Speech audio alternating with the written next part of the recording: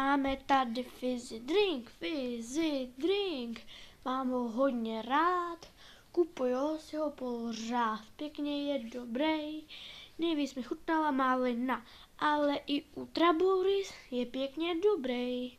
Všechny tam jsou dobrý příchutě, ale mě to stejně chutná hrozně moc.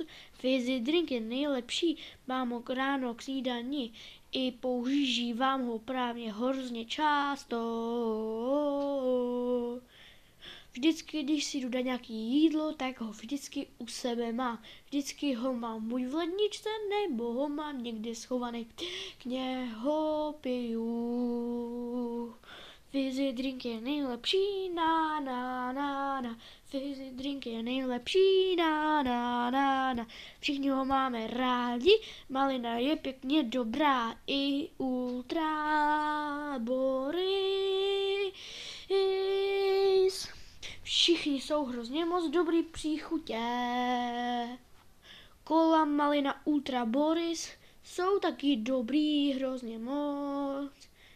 Tropikál je taky hrozně dobrý. Fizzy drink je nejlepší, na na na na. Fizzy drink je nejlepší, na na na na. Všichni ho máme rádi, nebo úplně všichni ne.